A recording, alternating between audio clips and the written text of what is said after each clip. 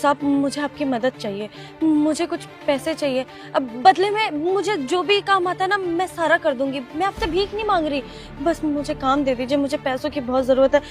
मेरा ना बच्चा भूखा है साहब, 2 दिन से कुछ नहीं खाया है, इसको दूध पिलाना रहता है। अगर आप मदद कर देंगे तो मेरे बच्चे का पेट भर जाएगा। इस बच्चे का बाप कहाँ है? वो साहब जाने दीजिए ना, आपके पास कोई काम है तो बता दीजिए, हम काम कर देंगे। देखो ये सोसाइटी एरिया है, यहाँ पर कोई भी काम वाली या काम वाला लगाया जाता है तो उसकी वेरिफिकेशन होती है। और तुम क्या सोचती हो मैं एक अनजान औरत पर इस तरह से भरोसा कर लूँगा और उसको अपने घर में घुसा लूँगा काम वाम करने के लिए? ऐसा तो नहीं हो पाएगा ना। अगर तुम मुझ पर इतना भरोसा नहीं कर पा रही कि तुम मुझे अपनी स्टोरी बता पाओ, ये बता पाओ कि तुम्हारी हालत कैसे हुई ऐसी, तो फिर तुम मुझसे कैसे एक्सपेक्ट कर सकती हो कि मैं तुम्हारी बातों में आकर तुम्हें अपने घर पर काम पर रख लूँगा? कोई बात नहीं, तुम्हें भरोसा नहीं है मुझ पर तो तुम किसी और से मदद मांग लो, क्योंकि मैं तुम्हारी ऐसे मदद नहीं कर पाऊंगा। साहब बताती हूँ, एक लड़के से प्यार करती थी और उससे शादी कर ली भाग के, लेकिन जैसे ही मुझे लड़की हुई तो वो मुझे छोड़कर चला गया।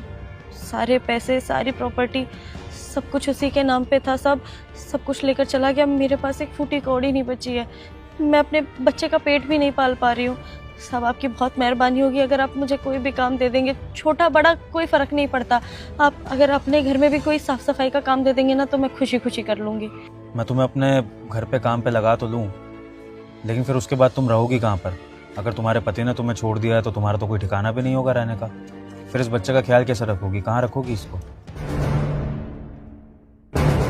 कोई नहीं, उसका सोल्यूशन भी है मेरे पास।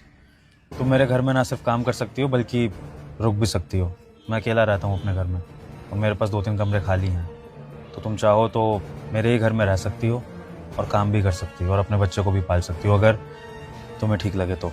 लेकिन सब समाज के लोगों का क्या, वो लोग तो कितने सवाल उठाएंगे ना आपके ऊपर। समाज तो बातें बनाता ही रहता है, लेकिन मुझे मेरे सामने एक लाचार माँ दिख रही है और उसकी छोटी बच्ची, जिसको अगर सहारा नहीं मिला तो उसकी जान पर भी बना सकती है।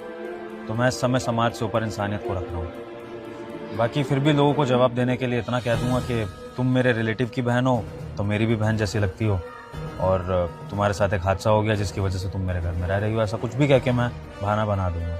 लेकिन तुम्हें दिक्कत नहीं होनी चाहिए, मेन ये बात है। शुक्रिया साहब, आपकी बहुत मेहरबानी। कोई नहीं, ठीक है फिर ये तय रहा।